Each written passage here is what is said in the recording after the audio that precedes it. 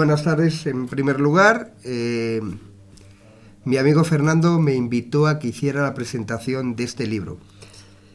El libro en cuestión a mí me ha gustado mucho, y me ha gustado mucho porque se trata de una historia que ya no se hace. Es una historia clásica de análisis y de explicación, no hay interpretación como ahora piden los postmodernos. El resultado es una visión bastante profunda de la figura de Gutiérrez Mellado, pero a diferencia de la obra que publicó en 1997, aquí se analiza el contexto y lo hace de forma más crítica. La obra que me regaló a mí hace más de 20 años, yo no había cumplido todavía los 30, llevaba por título Gutiérrez Mellado, un militar del siglo XX, y era una obra, una biografía, donde los aspectos más oscuros del bibliografiado desaparecían y donde tampoco se profundizaba en demasía en el contexto, probablemente porque el formato de la misma era mucho más reducido que en este caso, ¿no? En este caso, por el contrario, nos encontramos ante una explicación bastante pormenorizada, no solamente de la infancia y juventud del bibliografiado, sino sobre todo, que es lo más interesante para mí, de el periodo culminante de la vida del mismo, que comienza a finales de los años 60, se prolonga durante todos los 70, cuando trabaja con Díaz Alegría, y sobre todo cuando se convierte en el último espadón del siglo XX, que es una denominación que le ha dado Fernando al capitán general honorario Gutiérrez Mellado. En ese caso, en ese periodo de tiempo, no solamente incide en el papel que jugó en las reformas, sino que lo hace, a diferencia del 97, de forma crítica. El resultado de esas reformas no fue el esperado. De hecho, el resultado de esas reformas fue, entre otras cosas, el golpe de Estado del 23F.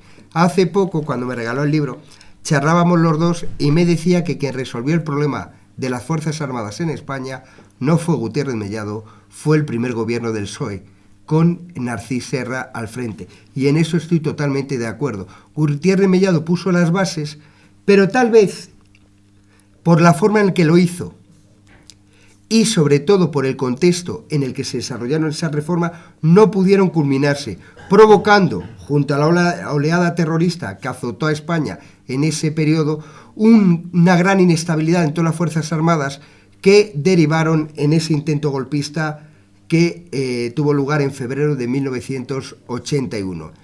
Esa es sin duda alguna la parte más interesante. También es muy interesante la parte correspondiente a la guerra civil. En la obra del 97, esa parte quedaba poco desarrollada, sin embargo ahora aparece la figura de Gutiérrez Mellado como un agente de los servicios secretos de los rebeldes de forma muy detallada. Es precisamente esa pertenencia a los servicios secretos lo que luego explica que pudiera entrar en la Escuela de Estado Mayor e iniciar una carrera militar que con altibajos le llevaría al generalato. Evidentemente se convirtió en teniente general porque Salvador Bañuls se mató en un accidente de tráfico. Si no, no hubiera sido teniente general y probablemente esa historia no la estaríamos contando. Hecha esta presentación, yo he venido con una serie de preguntas para el autor de los temas que evidentemente más destacan del libro. Lo voy a hacer de forma cronológica y espero que no sean muy difíciles, ¿vale? Bien, yo me he leído el libro 2 veces, no una, 2. Y hay una serie de temas que me interesan especialmente. El primero es el tema de Villaviciosa de Odón. ¿Qué pasó realmente en 1936 en este pueblo de Madrid y qué consecuencias tuvo en la carrera de Gutiérrez Mellado? Exactamente lo que pasó no se sabe.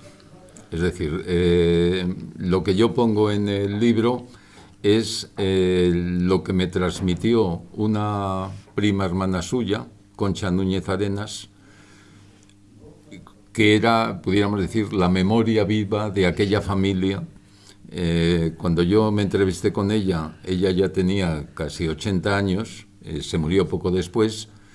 Y, de otra parte, la otra fuente es el libro de Serrano de Pablo. Serrano de Pablo era un teniente de artillería que vivía en el Madrid asediado a salto de mata, como podía, y que recientemente, en los años 80, publicó 2 libros de memorias contando sus aventuras en aquella época y relata con bastante detalle lo que él se había enterado de lo que ocurrió en Villaviciosa de Odón. La vinculación de Gutiérrez Mellado con Villaviciosa de Odón es de niño, es decir, Gutiérrez Mellado, por parte de padre, era, pudiéramos decir, una familia de la clase media-baja, malagueños, se habían trasladado a Madrid porque Saturnino Calleja se había casado con la hermana del padre de Gutiérrez Mellado. Y entonces Saturnino Calleja arrastró a su hermano a Madrid y le colocó en la editorial Calleja. Pero, por la razón que fuera, el padre de Gutiérrez Mellado se casó con una mujer de la alta burguesía madrileña, que se llamaba Mellado Núñez Arenas. Los Mellado tienen una trayectoria larga a lo largo del siglo XIX. El bisabuelo de Gutiérrez Mellado había sido el dueño de una empresa editorial que publicaba una revista, no me acuerdo ahora exactamente el nombre, en el libro lo pone, y después fundó una compañía de seguros contra las quintas, que quebró en la crisis de 1866. Y por parte y luego fue diputado, es decir, gente bien, pudiéramos decir, del siglo XIX. Y los Núñez Arenas eran todavía mejores. Los Núñez Arenas habían sido diputados en diversas legislaturas durante la época isabelina y durante la Restauración. Habían estado vinculados con el mundo de la ingeniería de montes, tanto es así que me parece que es el bisabuelo de Gutiérrez Mellado, es el que sitúa la escuela de montes, sobre todo las prácticas, en Villaviciosa de Odón, que es donde estuvo ubicada, en los montes del castillo de Villaviciosa, estuvo situada la primera escuela de montes en España, de ingenieros de montes. Y los Núñez Arenas estaban muy vinculados a Villaviciosa de Odón, que era donde veraneaban de toda la vida. La gente que veraneaba en Villaviciosa de Odón tenía tanta influencia que el ferrocarril de Madrid a La Coruña, que lo normal es que hubiera pasado por Villaviciosa de Odón, no llegó a pasar y lo metieron a través de la Casa de Campo, que era una posesión real, es decir, es una anomalía. Y era sencillamente para que el paso del ferrocarril por Villaviciosa de Odón no convirtiera aquella colonia de veraneo, que se popularizara, porque las estaciones traían gente de Madrid a las estaciones y se creaban colonias como las de Las Rozas o Torrelodones o Villalba, y eso lo impidieron, es decir, era gente muy potente. Entonces Gutiérrez Mellado, al quedarse huérfano, se quedó huérfano de padre y madre antes de cumplir 10 años, de madre a los 4 años y de padre a los 8 años, los Núñez Arenas le acogieron y le llevaban a veranear a Villaviciosa de Odón. Entonces, cuando la sublevación del regimiento a caballo donde estaba destinado fracasó, él decidió ir a Villaviciosa de Odón con idea de seguir hacia la Sierra de Madrid y unirse a las tropas de Mola. Y se consiguió convencer a otros 4 oficiales del regimiento.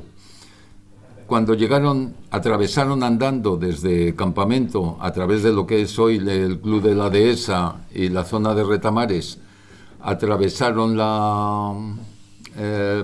todos esos montes, llegaron a Villaviciosa de Odón y Gutiérrez Mellado los dejó en un bosquecillo a la entrada y él entró en el pueblo y se fue a casa de su niñera para que les diera ropa. Y por lo visto, no se sabe cómo, se durmió. Cuando se despertó, era el día 20 de julio, hacia las 9 de la noche, una cosa así.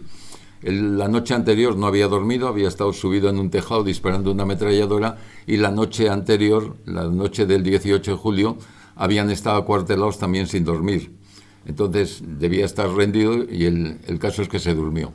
Cuando se despertó a la mañana siguiente, a los otros no se sabe si los habían localizado o se habían presentado en el pueblo. El caso es que los habían detenido y los habían trasladado a Madrid y terminaron unos paseados y otros fusilados.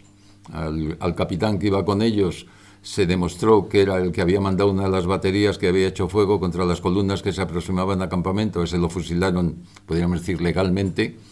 Y a los otros 3 los pasearon en las jornadas de noviembre del 36. Entonces, esto es una cosa que a él le contó a Serrano de Pablo, que estaba verdaderamente desmoralizado por lo que había ocurrido. Ahora, ¿qué pasó exactamente con esos 4? No se sabe. A Gutiérrez Mellado sí, estuvo viviendo en casa de su niñera. El alcalde lo sabía, el alcalde era amigo de la familia, lo tuvo oculto y consiguieron tenerlo oculto hasta primeros de agosto. La situación se hizo insostenible porque no podían tener allí a un infiltrado, y entonces le aconsejaron que se presentara en el Ministerio de la Guerra, y es lo que hizo. Y entonces pues de ahí lo llevaron a la cárcel. Luego pasó un tribunal popular, el tribunal popular lo absolvió también a través de unos empleados de la editorial Calleja, diciendo que había estado enfermo ese día y que estaba en Villaviciosa enfermo y por eso no estaba en su unidad. Pero luego localizaron que sí había estado en la unidad, y entonces comenzaron a perseguirlo y se refugió en una embajada. Bien. La segunda es aún más problemática.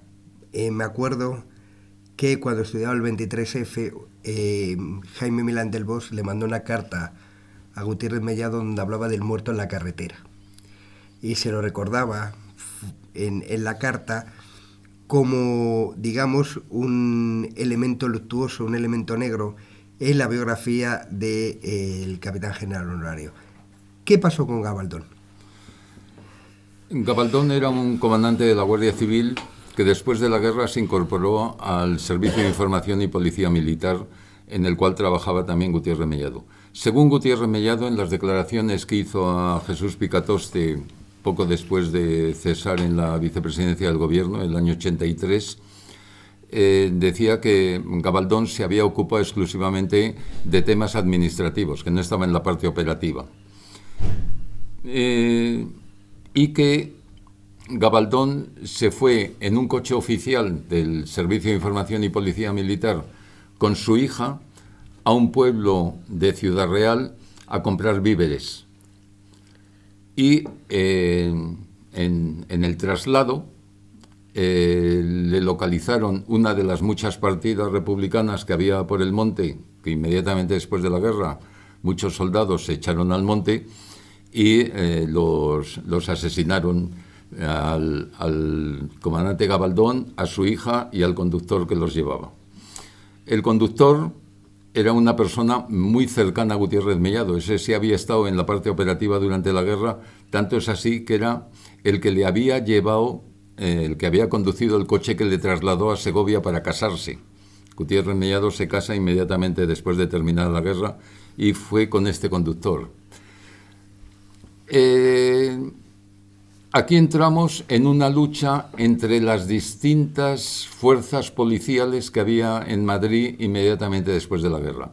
Estaba el Servicio de Información y Policía Militar, dependiente del Ejército, un servicio de información dependiente de la Falange y un servicio de información dependiente del Ministerio de la Gobernación. Y entre los tres, como suele ser normal en los servicios de información, se llevaban a muerte y se dedicaban a acusarse los unos a los otros de irregularidades, etcétera, para desprestigiarlos. Entonces,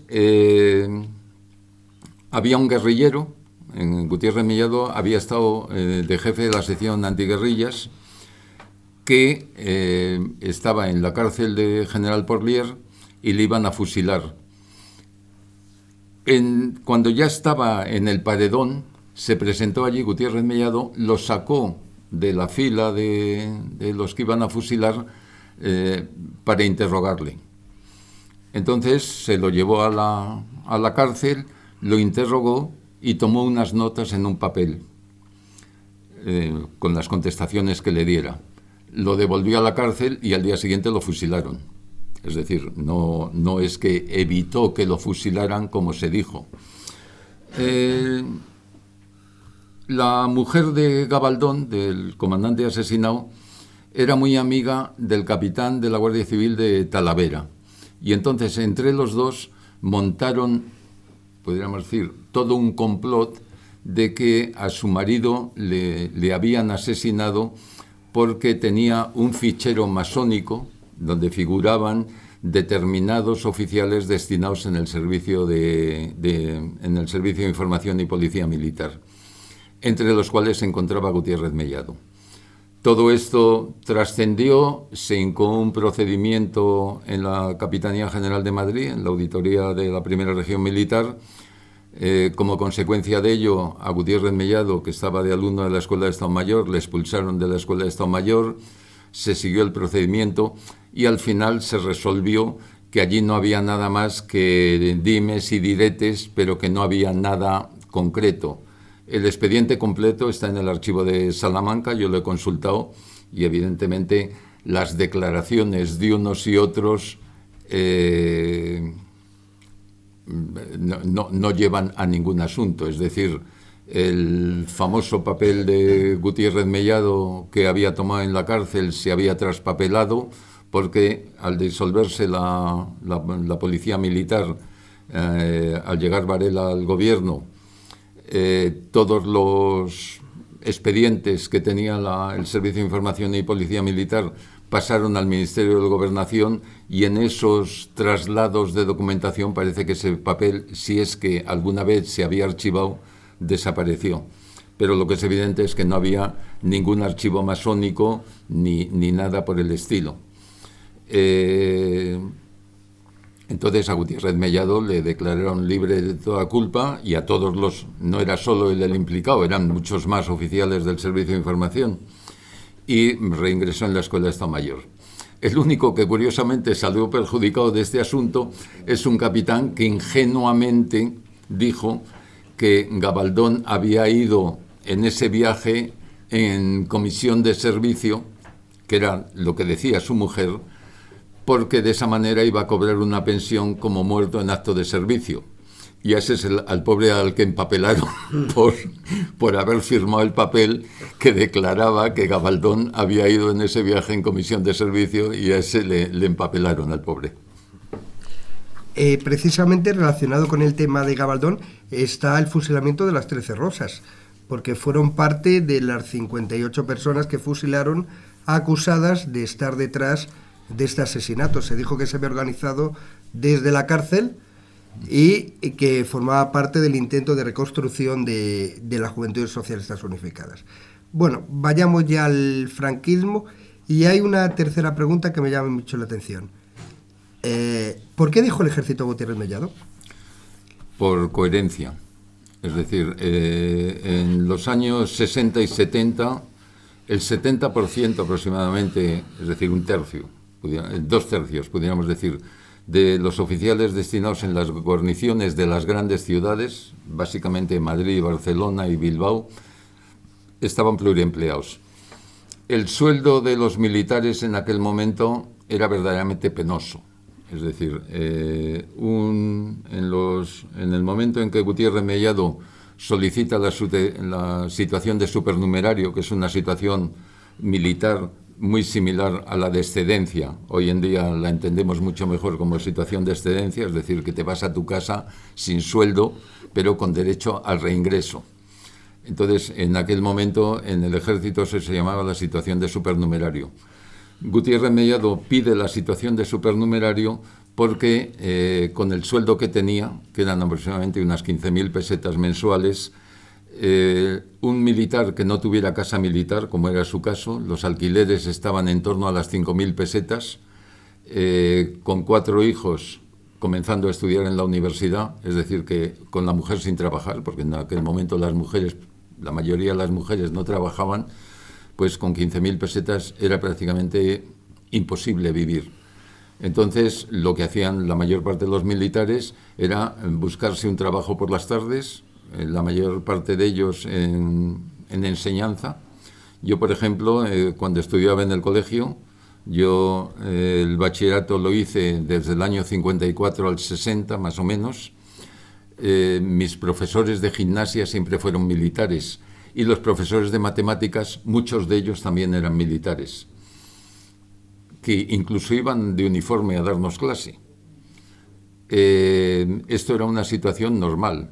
Yo mismo estuve pluriempleado durante todo el empleo de teniente, la segunda mitad del empleo de teniente y los primeros años de capitán, porque yo cobraba 12.000 pesetas y tampoco con 12.000 pesetas no se podía vivir teniendo varios hijos. Mi capitán, por ejemplo, que estábamos destinados en Colmenar Viejo y yo me bajaba con él todas las tardes a Madrid en su coche, se paraba en mitad de la carretera de Colmenar, se escondía en unos arbustos y se cambiaba de uniforme a paisano para poder llegar al pluriempleo vestido de paisano. Esto era una situación normal, aceptada por el mando, todo el mundo lo sabía, pero evidentemente, como se ganaba más normalmente con el pluriempleo que con el sueldo militar, había mucha gente que prestaba más dedicación al pluriempleo que a la propia carrera. Entonces Gutiérrez Mellado, en un ejercicio realmente de escrupulosa coherencia profesional, decidió dedicarse enteramente a un trabajo civil. Él estuvo de gerente de una pequeña empresa y abandonó el ejército durante esos años. Por eso, precisamente, una de sus principales preocupaciones cuando llegó a ser ministro de Defensa fue erradicar el pluriempleo. Y la única forma de erradicar el pluriempleo era subir los sueldos. Entonces, él consiguió unas primeras medidas que fue clasificar los destinos en destinos tipo A, tipo B y tipo C. Los destinos tipo A tenían un complemento de dedicación especial sustancioso, con lo cual ya el sueldo se normalizaba. Los del tipo B menos, y los del tipo C no tenían complemento, que eran destinos, pudiéramos decir, de tipo de cajas de reclutas y cosas por el estilo.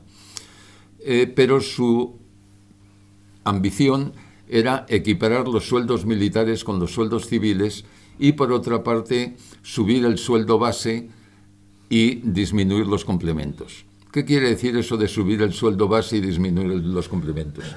Yo, de teniente, de sueldo, mi sueldo eran 1.200 pesetas al mes. Mi sueldo real inicialmente eran 10.000 y luego, como he dicho, 12.000.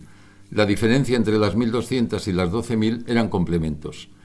A la hora de cobrar pagas extraordinarias, las pagas extraordinarias solo se cobraban por el sueldo base y los trienios. Y a la hora del retiro, solo se cobraba el sueldo base más los trienios, los complementos desaparecían. Es decir, la bajada de sueldos, en el caso particular de mi padre era coronel cuando se retiró, mi padre venía cobrando unas 25.000 pesetas de sueldo estando en activo.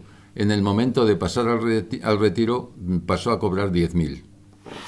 Entonces, esa preocupación de Gutiérrez Mellado porque desaparecieran los complementos y se aumentara el sueldo base, lo consiguió en parte. Y por otra parte, otra de sus preocupaciones era equiparar los sueldos militares a los de los funcionarios civiles. Los funcionarios civiles cobraban de media un 33% de sueldo más que los funcionarios militares. Por lo tanto, había ahí un agravio comparativo. Lo que parece mentira es que en una dictadura podría decir, presidida o dirigida por un militar, al ejército se le hubiera dejado en estas condiciones realmente lamentables. Es curioso que esa diferencia también se daba en Estados Unidos. Y en los 50 había problemas porque los civiles cobraban muchísimo más que los militares. De hecho, había algunos que se salían del ejército para dedicarse a la vida civil, pero en Estados Unidos ya se salían definitivamente. La siguiente pregunta tiene que ver con la ley orgánica para la defensa nacional. En el libro se habla de la oposición que opuso a la misma el teniente general Juan Castañón de Mena. ¿Por qué? Porque Castañón de Mena, teóricamente un militar del Cuerpo de Ingenieros, de de Estado Mayor, bastante culto, con formación civil, se oponía a una ley cuyo objetivo era modernizar la estructura de las Fuerzas Armadas. Era lógico porque Castañón de Mena era ministro del Ejército cuando se opone. Es decir, la Ley Orgánica de la Defensa, en los borradores que maneja Díez Alegría desde el CSDN y desde el Alto Estado Mayor,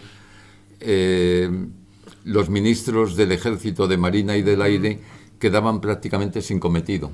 Es decir, el mando de la fuerza pasaba a los jefes de Estado Mayor y el ministro quedaba una especie como de administrador de personal y de material, pero sin mando directo sobre la tropa. El problema del mando sobre los ejércitos en España es un problema muy complicado, es decir, porque nunca se ha definido hasta muy recientemente. Es decir, ¿quién manda el ejército? En época de la monarquía, evidentemente, lo mandaba el rey. Es decir, los reyes absolutos mandaban el ejército y cuando se creaba un ejército, el rey nombraba un general para mandar ese ejército concreto. Estoy hablando del antiguo régimen. Durante el liberalismo, es decir, desde las propias Cortes de Cádiz hasta 1936 o 39, según como queramos verlo, los políticos civiles nunca quisieron tener a nadie que mandara el ejército. Es decir, tanto es así, por ejemplo, que en el momento en que fue necesario nombrar un jefe del ejército durante la Guerra de la Independencia, nombran a Wellington. Es decir, nombran a un inglés. No quieren tener a un militar español que mande con poderes absolutos sobre el ejército. Y esa situación se mantiene indefinidamente sin especificar nunca quién es el jefe del ejército. Entonces, los ministros se van atribuyendo el mando sobre las tropas, el mando operativo. Y es una situación que el mando, pudiéramos decir, simbólico, lo tiene el jefe del Estado, pero no es más que un mando simbólico. El presidente del gobierno, evidentemente, no se contempla nunca, o el presidente del Consejo de Ministros, para hablar con más propiedad, nunca se contempla que sea el jefe del ejército. En otra situación muy complicada, como es la guerra civil, en el bando sublevado está claro que el jefe del ejército es Francisco Franco, pero en el de la República nunca está claro quién es el mando del ejército. Francisco Largo Caballero dice que es él cuando era ministro de la guerra. Negrín nunca llega a decirlo, entonces supuestamente era Azaña, pero supuestamente en la práctica lo mandaba el general Rojo, pero es una situación siempre indefinida. Y los militares necesitan saber quién les manda, es decir, el mando tiene que ser unipersonal. Gutiérrez Mellado esto tampoco lo aclara. Precisamente al crearse la Junta de Jefes de Estado Mayor es un mando colegiado, es un mando de 4 personas, lo cual también es una anomalía. Y esto solo lo resuelve Narcís Serra cuando define que el jefe del ejército, el jefe de las Fuerzas Armadas, el mando operativo de las Fuerzas Armadas lo tiene el presidente del gobierno, por delegación el ministro de Defensa y para cuestiones operativas el GEMAT. Y son mandos unipersonales en los 3 casos. Es decir, si ahora España entrara en guerra, el jefe del ejército operativo sería el GEMAT inmediatamente y el mando superior sería del presidente del gobierno. Y está regulado por ley todo esto clarísimamente con las competencias que tiene cada uno exactamente fijadas. Esto es la primera vez que ocurre en la historia de España desde Carlos IV. Pero había algo más, me refiero a que si políticamente era contrario Castañón a Díaz Alegría. No sé hasta qué punto. Es decir, Díaz Alegría también era un oficial de ingenieros. Sí. Entonces, yo creo más antiguo que Castañón, bastante más antiguo, debía ser. No, era más antiguo Castañón. Castañón es de 1903. Sí, pues entonces es... 1906. Claro, sí. Sí, es más antiguo Castañón. Sí. La guerra la hicieron en sitios distintos, ¿no? Es Tú curioso, lo sabes más. es No curioso. no son del norte. Es que Castañón es el único militar de Aranda. Ya. Díez Alegría, como González Camino, como González de Mendoza, los reformadores del ejército, son todos de Mola, porque hacen la guerra en las brigadas navarras. Entonces están con Vigón y con Mola.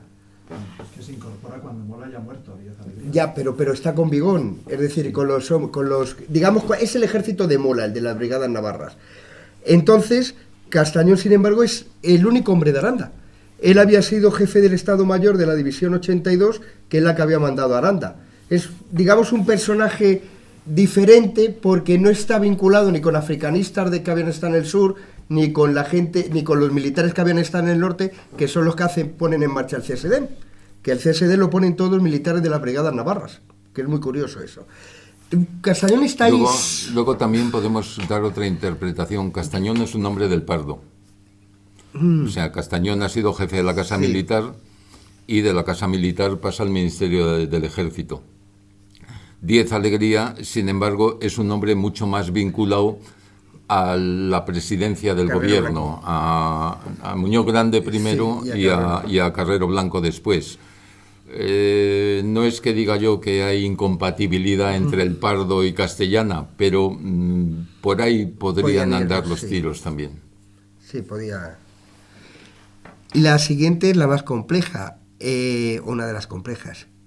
¿Quería entrar realmente Gutiérrez Mellado en política? Osorio dice que sí, que había un interés manifiesto de Gutiérrez Mellado de entrar en el proceso de reforma que se inició en el año 76 con un puesto importante. Él rechazó el puesto de ministro de la Gobernación que le ofreció Arias Navarro, entre otras cosas, como tú muy bien dices, porque era general de división, que muchas veces los historiadores dicen lo rechaza porque no quería servir a Arias Navarro. No, lo rechaza porque es general de división y quiere llegar al general, a teniente general. Pero realmente tenía interés en entrar en política para llevar a cabo la reforma militar que luego puso en marcha, ¿o fue algo sobrevenido? Él lo niega, él desmiente totalmente en el libro de Picatoste, que Picatoste se lo saca, como tú acabas de hacer, lo que dice Osorio en sus memorias, y él dice que ni hablar, que en aquella cena no se había tratado para nada el tema de su posible entrada en el gobierno.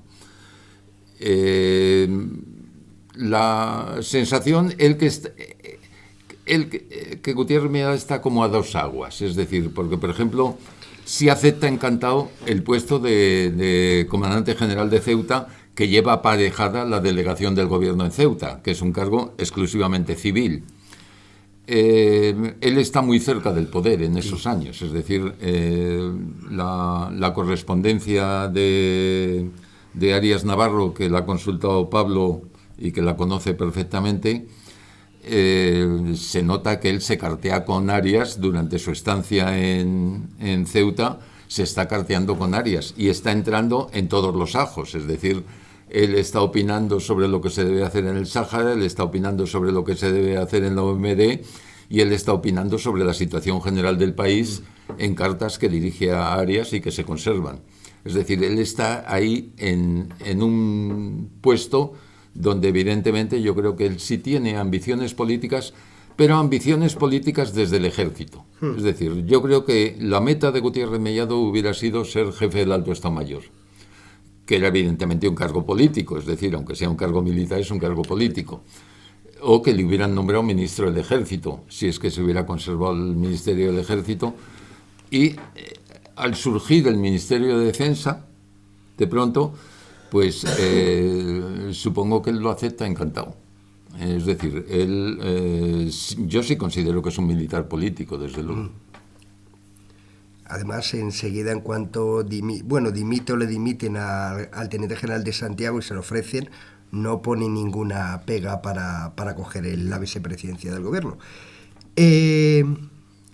Bien, llega la vicepresidencia del gobierno y pone en marcha un conjunto de reformas que siguen la línea que previamente había marcado Gómez de Mendoza y luego Díez Alegría, que pasan por subordinar el poder militar, o mejor dicho, no subordinar, hacer desaparecer el poder militar que existía en España y subordinar las Fuerzas Armadas a el poder civil. ¿Cuál es el resultado de esas reformas? ¿Son un éxito o un fracaso? Vamos a ver. hay que ponerse en el contexto de la transición. La transición era posible hacer algunas cosas y otras muchas no. Es decir, el peso que tenían las Fuerzas Armadas en 1975 era innegable. Es decir, estaban en una postura como halcones vigilantes sobre lo que se estaba haciendo. Entonces, toda la transición, no solo la militar, sino la civil, la Constitución, toda la reforma, se hace con la mirada puesta en qué dirán los militares. Evidentemente, el acierto y la astucia de Torcuato Fernández Miranda es hallar un resquicio en la ley de sucesión, darse cuenta que la ley de sucesión es de 1946. Todo el mundo se había olvidado de que existía la ley de sucesión, excepto para el nombramiento de Juan Carlos como príncipe. Pero la letra pequeña, evidentemente, nadie se la leía. Y en una disposición adicional al final de la ley de sucesión, dice que todavía no existían las leyes fundamentales del reino. Es decir, la ley de sucesión no se aprueba como ley fundamental del reino. Se le da categoría de ley fundamental del reino cuando se aprueban los principios generales del movimiento en 1956, que es la primera ley que se presenta como ley fundamental del reino. Y en ella se relacionan cuáles son las leyes fundamentales del reino. Y una de ellas es la ley de Cortes, la de sucesión, el fuero de los españoles y no sé qué otras. Y entre ellas está la ley de sucesión, que se le da categoría de ley fundamental del reino. Las leyes fundamentales del reino, según la ley de principios del movimiento de 1956, son inamovibles, eternas, sempiternas y no sé cuántas cosas. Pero en la ley de sucesión, que es una ley fundamental del reino, hay una disposición adicional que dice que para la reforma de las leyes que para la reforma de esta ley es necesario la aprobación por mayoría calificada de 2/3 de las Cortes y referéndum de la nación. La ley de sucesión es la primera que se aprueba por referéndum en España. La siguiente será la Ley Orgánica del Estado de 1967. Son las dos únicas que se aprueban por referéndum. Pero se podían modificar las leyes fundamentales a través de una mayoría cualificada y un referéndum. Y entonces ese es el resquicio que encuentra Torcuato y redacta la Ley para la Reforma Política de 1976, que evidentemente primero la tienen que aprobar las Cortes franquistas, con unas presiones tremendas y un papel fundamental, que es otra figura que ha pasado olvidada, de Fernando Primo de Rivera, que va convenciendo en sucesivas comidas. Debió ponerse morado esos días porque estuvo comiendo en en Jockey con todos los procuradores más recalcitrantes para convencerles que votaran sí a la ley para la reforma política, y la ley para la reforma política sale aprobada por las Cortes. Después se convoca un referéndum y es esa cara famosa que hemos visto todos en la televisión de alivio de Suárez, sentado todavía en el banco azul en la parte superior de la tribuna del Congreso, cuando escucha a Fernández Miranda que la ley para la reforma política queda aprobada por las Cortes franquistas, que se hace en el Araquiri. Entonces ya la aplicación de la ley para la reforma política permite convocar unas elecciones libres, la del 15 de junio del 77, y posteriormente permiten la redacción de una Constitución. Pero evidentemente, si Torcuato no hubiera encontrado ese resquicio y las leyes fundamentales del reino hubieran sido derogadas, podríamos decir, por decreto o cosa por el estilo, el ejército se hubiera alzado en armas. Porque el ejército tenía interiorizado desde 1967, donde el artículo 37 de la Ley Orgánica del Estado decía que el ejército tenía que defender el orden institucional. Y eso lo teníamos los militares grabado a fuego, de que nosotros éramos los garantes de que después de la muerte de Franco la legislación franquista no se modificara, si no era de una forma legal, como hizo Torcuato Fernández Miranda. Entonces, todo aquello está influenciado por ese artículo 37 de la Ley Orgánica del Estado.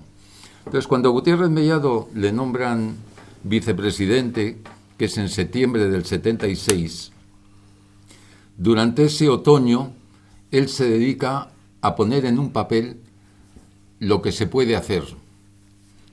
Y en enero del 77, el 4 de enero del 77, hay una reunión, se crea en el gobierno una comisión interministerial de asuntos militares, y el 4 de enero Suárez convoca a esa comisión interministerial a la que acude Suárez, el Gutiérrez Mellado, el otro vicepresidente, que no me acuerdo si era Osorio en aquel momento. Sí, Osorio.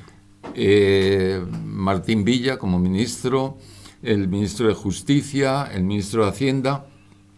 Y en esa reunión Gutiérrez Mellado lleva un papel que se conserva en el archivo del Ministerio de Defensa, donde está la reforma de Gutiérrez Mellado, lo que él se propone hacer. Hay temas, podríamos decir, de superestructura, de la organización de los cuarteles generales, de la Junta de Jefes de Estado Mayor, etc. Hay temas de personal, el de los sueldos, sobre todo, la nivelación de escalas. En aquel momento, por ejemplo, un teniente de ingenieros ascendía a capitán a los 3 años de salir de la academia. Un teniente de infantería ascendía a capitán a los 10 años de salir de la academia. Entonces, aquello, claro, creaba unos conflictos tremendos, el que tú te encontrabas con un capitán que era mucho más moderno que tú, que se ponía por delante de ti, de una promoción muy... eso, y eso en el ejército crea problemas graves de convivencia, sobre todo. Entonces, estaba la reforma de la justicia militar, estaba la reforma de las ordenanzas, la puesta en marcha del ISFAS, y todas esas cosas, todo lo que hay en ese papel, sí se lleva a cabo. Y además, en los plazos marcados, es una hoja de papel de aquellas cuadriculadas que era un doble folio, ¿os acordáis todos, no? Hecho con una serie de columnas, diciendo primero los títulos generales, luego los títulos particulares, luego las normas que había que reformar para poder ser posible eso, y después una serie de plazos, unas columnas por plazos, con unas rayitas, todo a mano.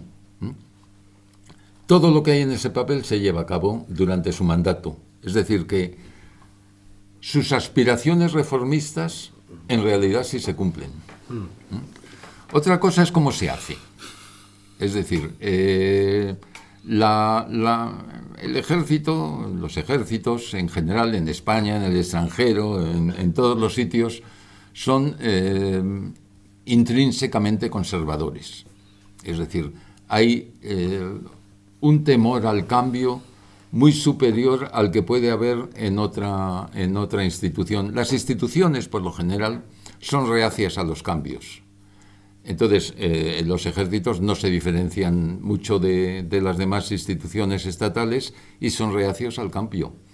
Entonces, de una parte, los cambios que se estaban produciendo. De otra parte, el impacto del terrorismo, que hoy en día, claro, lo vemos con una visión totalmente distinta. Es decir, hoy en día las víctimas del terrorismo están en la boca de todos y todo el mundo las cuida, no sé cuántos. Pero en aquel momento a los asesinados por ETA y por el Grapo se les enterraba de tapadillo. Por ejemplo, los curas del País Vasco se negaban a decir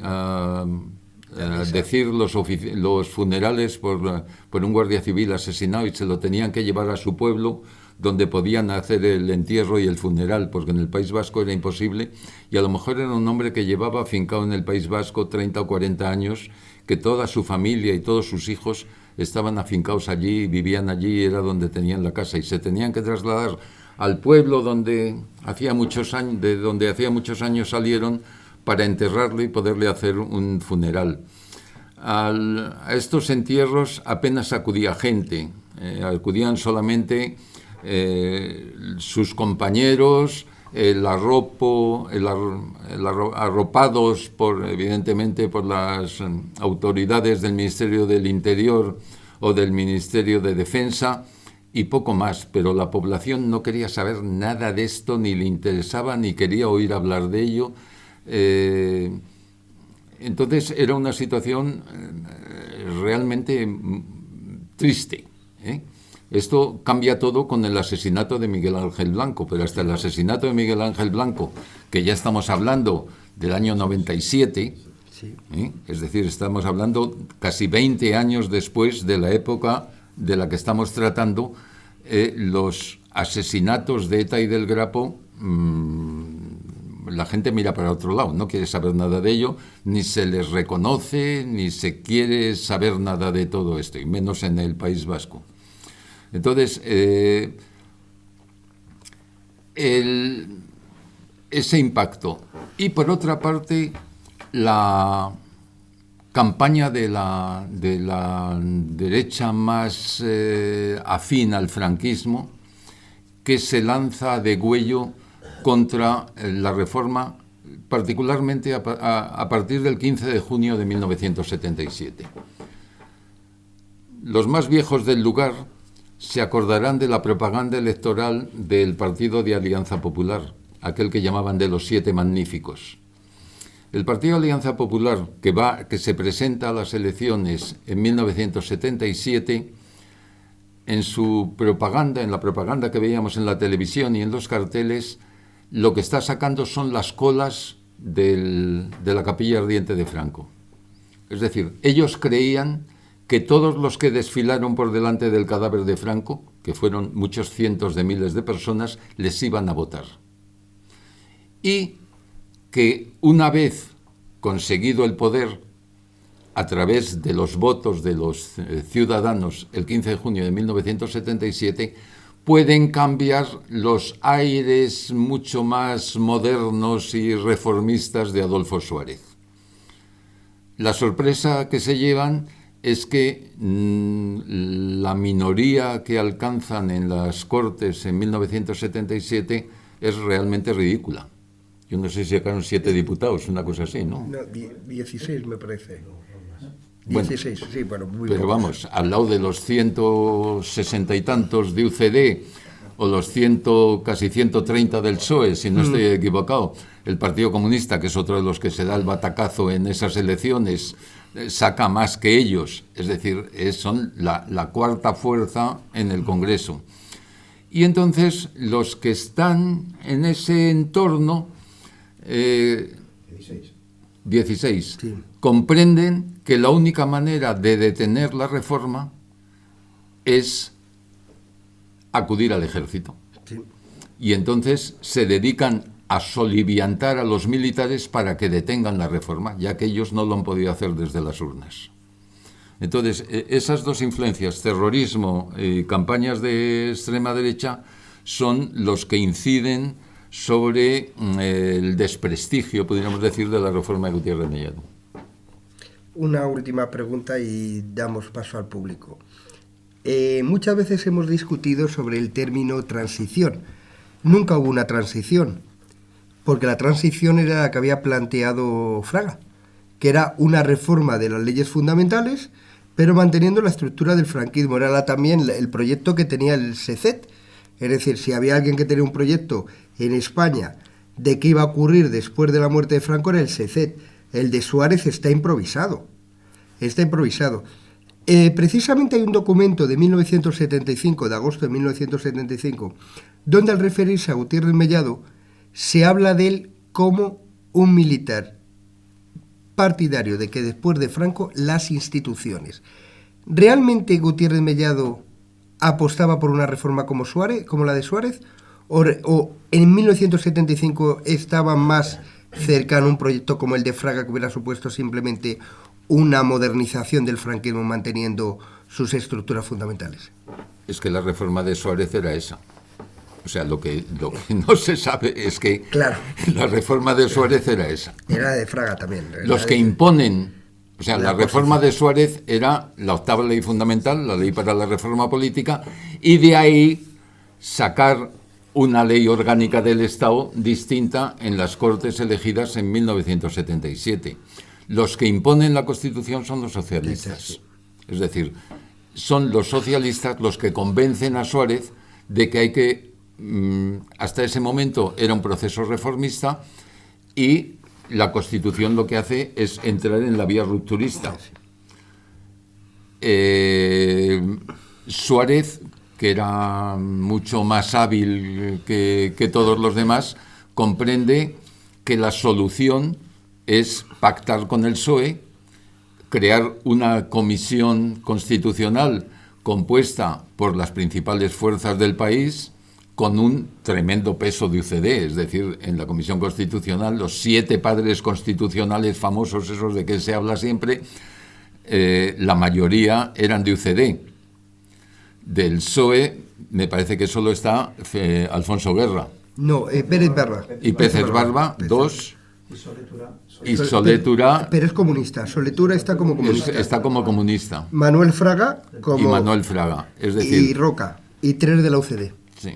Son 7. Claro, entonces, y realmente los que hablan son Fernando Abril y Alfonso Guerra. Es decir, los que hacen la Constitución son Fernando Abril y Alfonso Guerra, con, evidentemente, el concurso de su experiencia jurídica de Herrero y Rodríguez de Miñón. Sí. Pero la Constitución es, podríamos decir, una iniciativa por parte de Felipe González que convence a Suárez, y Suárez se deja convencer. Pero la idea de Suárez en absoluto era hacer una Constitución. De hecho, hasta después de la ley para la reforma política, no se entrevista con nadie de la oposición. Él es un hombre que mantiene buenas relaciones con, digamos, los sectores más franquistas, le ven como un falangista, uno de ellos, y lo que cambia realmente la visión que se tenía de Suárez es la legalización del Partido Comunista, porque hasta entonces no había habido realmente problemas con los sectores más franquistas. La legalización del Partido Comunista marca un antes y un después. Sí, pero claro, en la legalización del Partido Comunista el papel fundamental lo tiene el SECE. Sí, sí. Es decir, Claro. Los que convencen a Suárez de la necesidad de legalizar el Partido Comunista son los militares. Los militares que están en la línea más reformista, claro. Evidentemente. Encabezados por Casinello, los que convencen a Suárez de que no hay más remedio que legalizar el Partido Comunista. Los informes que ha utilizado el general Peñaranda en su inmensa tesis, una tesis de 3.000 palabras, de 3.000 folios, ahí están todos los documentos que le va pasando Casinello a Suárez para insistir en que hay que legalizar el Partido Comunista y que la incidencia sobre las Fuerzas Armadas no va a ser tan importante. Lo que pasa es que en aquella Semana Santa de 77, perdón, sí. Ni Suárez ni Gutiérrez Mellado se manejan con la finura que hubiera sido necesaria. Es decir, Suárez se desentiende y le encarga el tema a Gutiérrez Mellado. Y Gutiérrez Mellado se limita a leer una pequeñísima hoja de papel a los 3 ministros militares, donde realmente no les dice demasiado. Y los 3 ministros militares también se inhiben. Es decir, o no se lo creen, yo no entiendo cómo actúan de esa forma, porque Gutiérrez Mellado lo que dicen es que llamen al presidente, que es lo que está esperándoles toda la tarde del martes en su despacho para que consultar y aclarar cualquier duda que puedan tener. Y los ministros los militares lo que hacen es irse de vacaciones de Semana Santa. Es decir, y cuando el Sábado Santo se anuncia por Radio Nacional de España que se ha legalizado el Partido Comunista, les pilla a todos de vacaciones y todos se dan por asombrados. Y cuando se incorporan a Madrid el lunes, que no se incorporan a Madrid hasta el lunes, se encuentran con un follón en sus respectivos ministerios de AUPA, excepto en el Ministerio del Aire, donde realmente no pasa nada. En marina los almirantes se echan encima de Pitada Veiga y en tierra los tenientes generales se echan encima de Álvarez Arenas. Álvarez Arenas encima decide ponerse malo, o sea, es que todo el tema está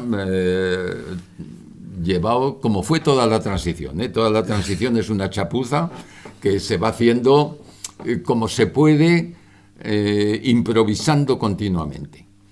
Sobre lo que decía antes de la Constitución, que seguramente les asombrará, este es un testimonio personal de Felipe González a mí, yendo en coche los dos por Doñana, los dos solos.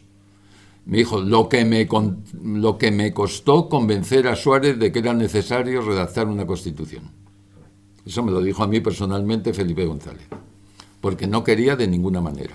Es que el problema de redactar una Constitución estaba en la corona. Claro, era el problema, es decir, se ponía en tela de juicio la institución de la monarquía, porque era romper y partir de cero. Si se hubieran reformado las leyes fundamentales, se mantenía la continuidad del Estado y, por tanto, la continuidad de su máxima magistratura.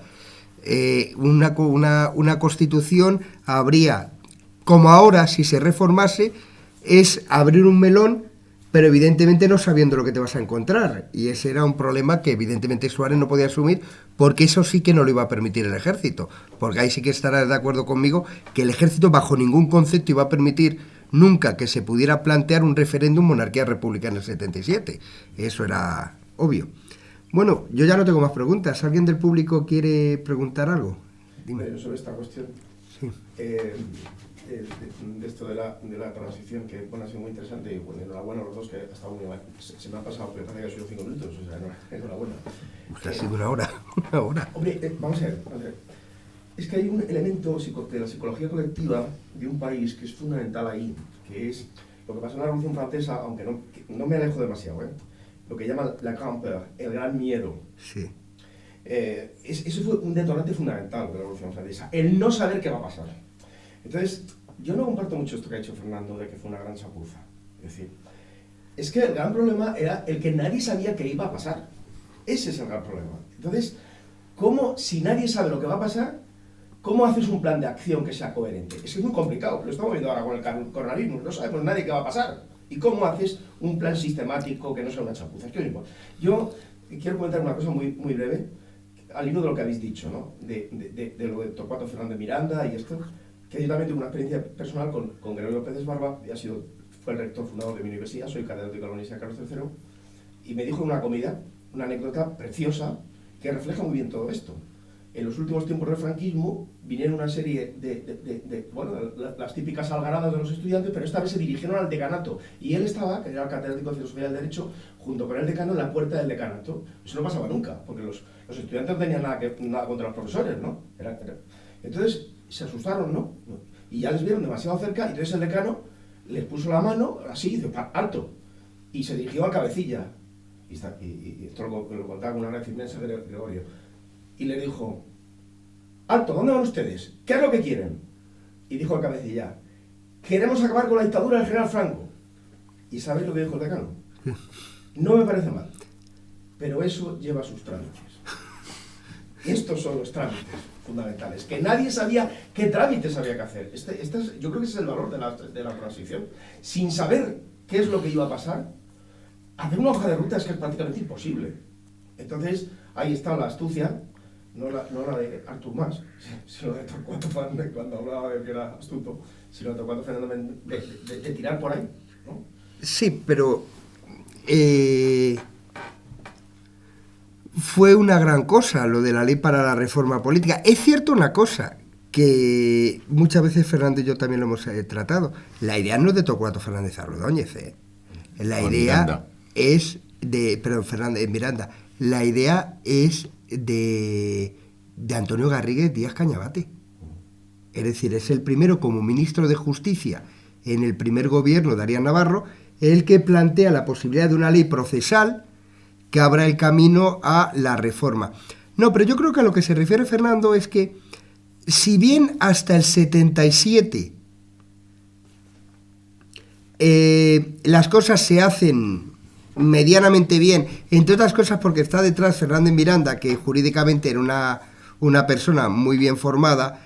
Luego, a partir del 77, cuando el testigo lo recogen Suárez y Osorio, hay más improvisación.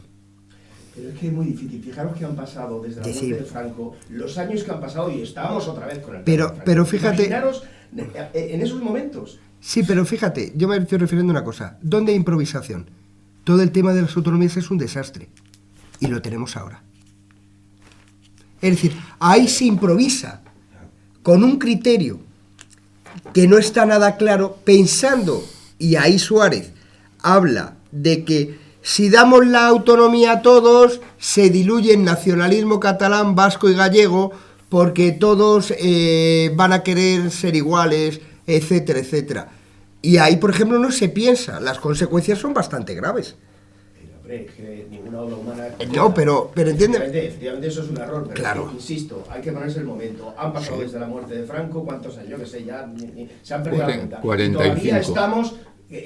bueno, hay gente que quiere destrozar el sistema. No. Imaginaros en el momento. Yo no lo quiero destrozar, cuidado, yo soy un defensor. Hay gente que quiere. Yo soy un defensor. Lo que sí lo pongo yo... Tengo una visión crítica, aunque positiva. Te he puesto el ejemplo de las autonomías. Es un desastre toda la política antiterrorista. Fernando ha hablado de los muertos, pero que es un desastre. Yo acabo de hacer un capítulo para una obra que se va a publicar ahora, que se llama 1980, porque fue el año clave de la ofensiva terrorista, y te das cuenta que Martín Villa y Suárez pensaban que el terrorismo era una cosa heredada del franquismo, que en cuanto se diera el Estatuto de Autonomía al País Vasco, pues se iba a acabar, y que para evitar más problemas que había que aflojar en la lucha contra el terrorismo, y de hecho los atentados empiezan a producirse masivamente en el 78, 79, 80, porque se aflojan las medidas antiterroristas que existían previamente. Es decir, yo creo que pecan de ingenuidad, entre otras cosas probablemente porque no eran gente con mucha experiencia política en el gobierno, es decir, estamos hablando de gobiernos que estaban integrados por personas que en el primer caso, sí, en el de Arias Navarro, sí habían ejercido muchos de ellos ministerios, pero no había ningún ministro en los de Suárez, ministro con anterioridad.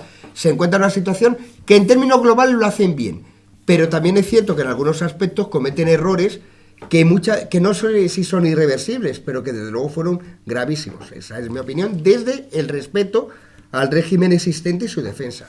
Hombre, la frase de gobierno Penenes sí, es muy representativa. Es decir, era gente con muy poca experiencia. Eran penenes. Sí. Bueno, ahora hay cajeros de supermercados. Ahora hay cajeros de supermercados. Bueno, hombre, estamos... Manejando cientos de millones de euros. Estamos hablando de dos épocas distintas, es decir, todo aquel conjunto de gente es muy superior al actual, eso sin duda. Es decir, en aquel momento, sobre todo tenían un objetivo claro. Y que no volviera a pasar lo que pasó hace claro. 40 años, que ese es el gran éxito. Ese es el gran éxito. Es decir, entonces, el que no exista un culpable, y eso es lo que yo me temo que se está desdibujando. Es decir, el gran éxito de la transición es el reconocer que los culpables fueron todos, que no existe un único culpable. Sí.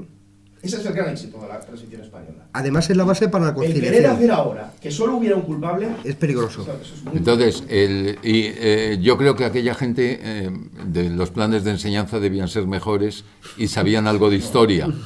Y los de ahora no saben nada de historia. Ni de historia ni de nada. Y entonces la memoria histórica no es solo la memoria histórica esta de que estamos barajando, son otras cosas. Entonces, en la historia se pueden aprender muchas cosas y si la gente pensara un poquito más, repasaría todos estos temas y se los leería con cuidado primero para no denigrar la transición impunemente, para no descalificarla, sino entonces se hizo lo que se podía hacer. Y lo que se podía hacer improvisadamente, chapuceramente, como fuera, en general se hizo muy bien. El tema de las autonomías, el muñidor es Clavero Arévalo, que creyó que aquello era la panacea, es decir, el famoso café para todos, que, como acaba de decir Roberto, pudiéramos decir, descafeinaría las nacionalidades históricas que estaban reivindicando su papel. Al final no se logró, porque en el descafeinado entraba a quitar los fueros vascos y navarros. Y, sin embargo, al final en la Constitución hubo que meter ahí el mantenimiento de la situación excepcional del País Vasco y de Navarra, e inclusive meter la posibilidad de que Navarra y el País Vasco se unan, que eso está en la Constitución. Bueno, yo quería felicitaros porque realmente, efectivamente, ha sido muy interesante todo. Quería saber, porque no me ha dado tiempo a leer el libro, qué hay de cierto en las presiones de la Junta de Jefes de Estado Mayor en el momento de redactar la Constitución para esa autonomía militar y no depender del gobierno, sino directamente del rey. Y la actuación de Gutiérrez Mellado, que le avisa a Suárez, le pasa una nota diciendo que ojo con esto. Realmente, me parece que lo dice Serra, no recuerdo ahora mismo, en el libro, ¿hubo esas presiones de la Junta de Jefes de Estado Mayor? No son presiones, es que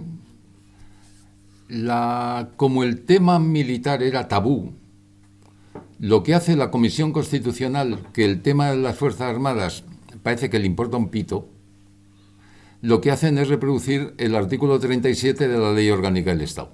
Es decir, en el primer borrador, en el borrador que no llega ni siquiera a trascender a la opinión pública, el primer artículo sobre Fuerzas Armadas está tal como estaba en la Ley Orgánica del Estado. Había un título especial que se llamaba Fuerzas Armadas y de Orden Público, que era lo mismo que ocurría en la Ley Orgánica del Estado, en el cual el artículo, me parece que era el 40 y tantos, dedicado a las Fuerzas Armadas, reproducía exactamente el artículo 37 de la Ley Orgánica del Estado, quitando lo institucional por constitucional. Como en el artículo 37 aparecía citado literalmente el Alto Estado Mayor, estos sustituyen el Alto Estado Mayor por lo que existía entonces, por la Junta de Jefes de Estado Mayor. Entonces se citaba literalmente la existencia de la Junta de Jefes de Estado Mayor en ese artículo de la Constitución. Entonces, cuando de esto se entera Gutiérrez Mellado, le manda una nota a Suárez, que se conserva en el archivo del Ministerio de Defensa y en Moret, donde le dice que si se le da rango constitucional a la Junta de Jefes de Estado Mayor, impedirá cualquier posterior reforma. Si es que en algún momento la Junta de Jefes de Estado Mayor hay que sustituirla por cualquier otra cosa. Y que entonces esa línea, que la Junta de Jefes de Estado Mayor desempeñará las competencias de no sé qué, quitar esa línea. Y eso es una iniciativa de Gutiérrez Mellado. Suárez lo entiende, se lo manda a Fernando Abril y desaparece. El tema es por qué desaparece también el título Fuerzas Armadas y Fuerzas de Orden Público, y se sitúan las Fuerzas de Orden Público en el título del Gobierno y las Fuerzas Armadas pasan al título preliminar.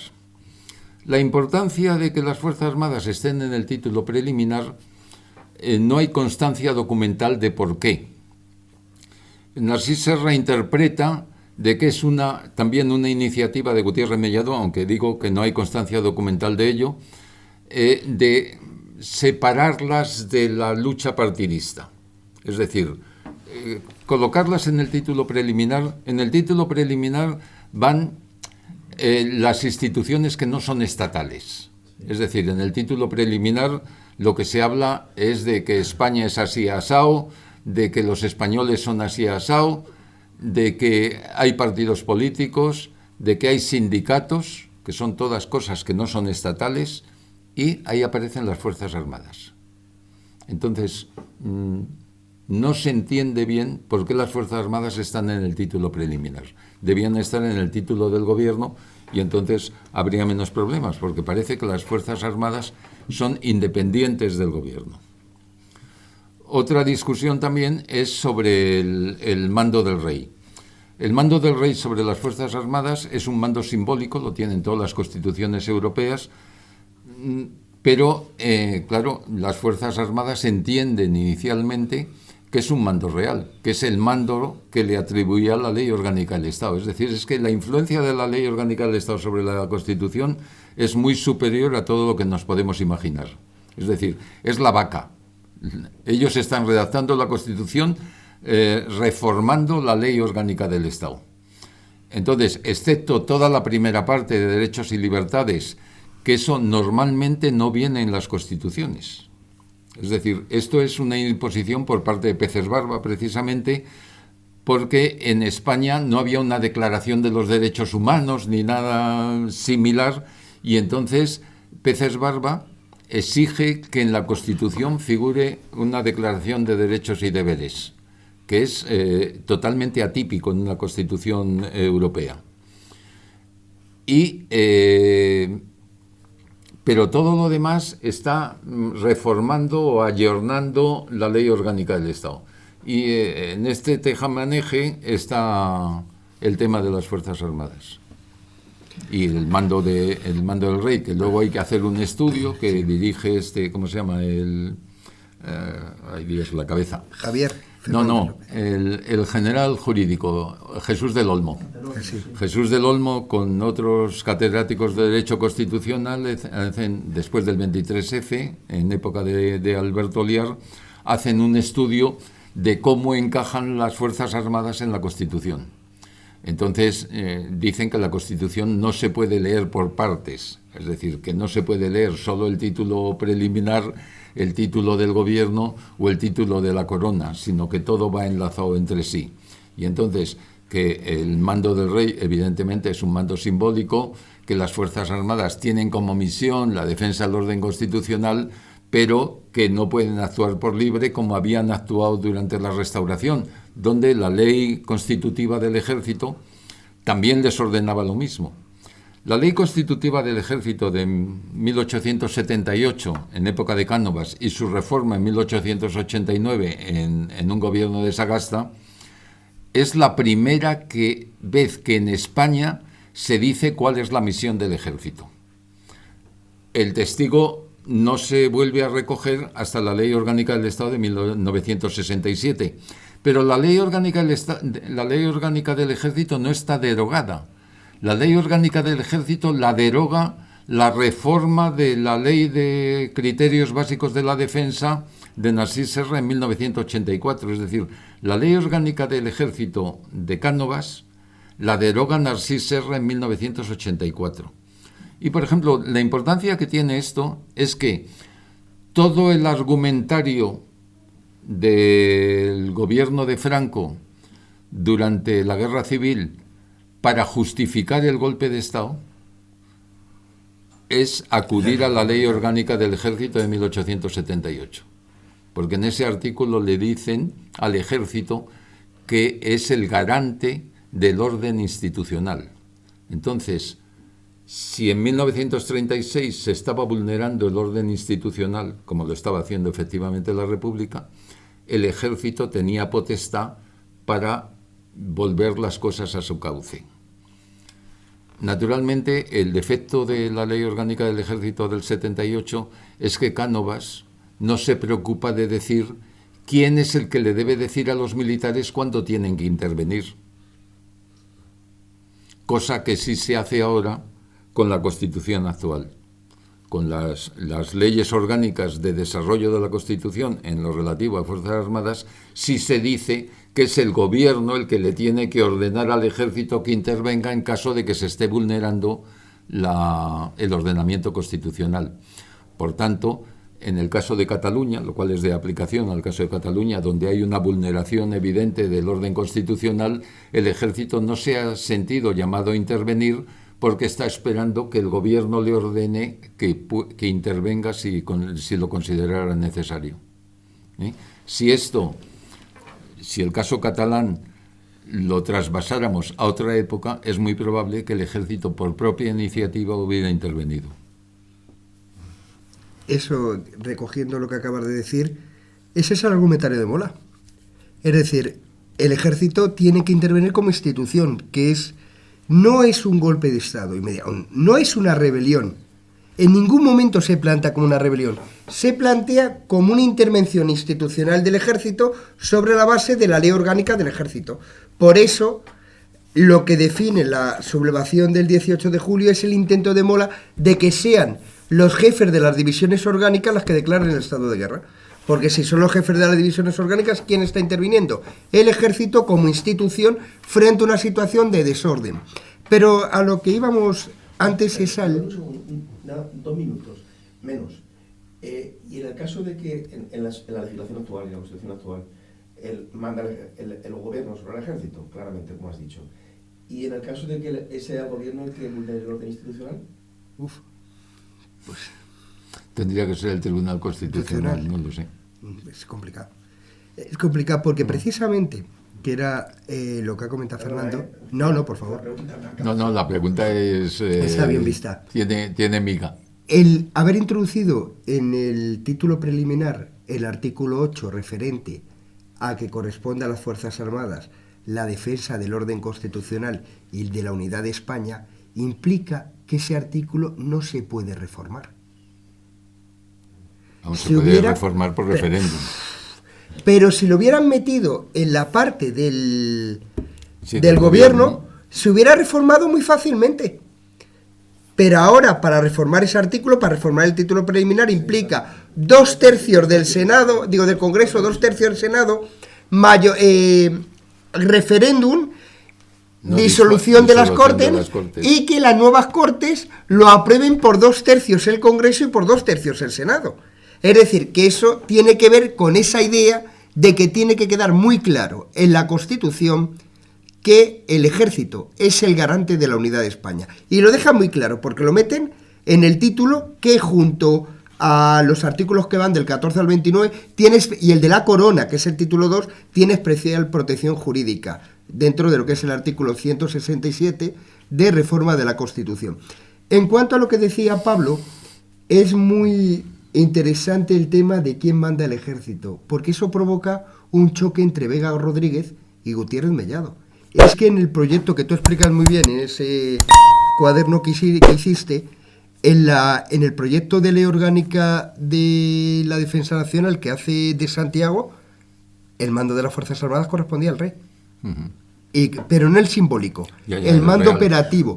Y los militares entendían que ellos no querían depender de políticos. ¿Qué implicaba que el mando siguiera dependiendo o que quedara en manos del rey? Que se mantenía el poder militar.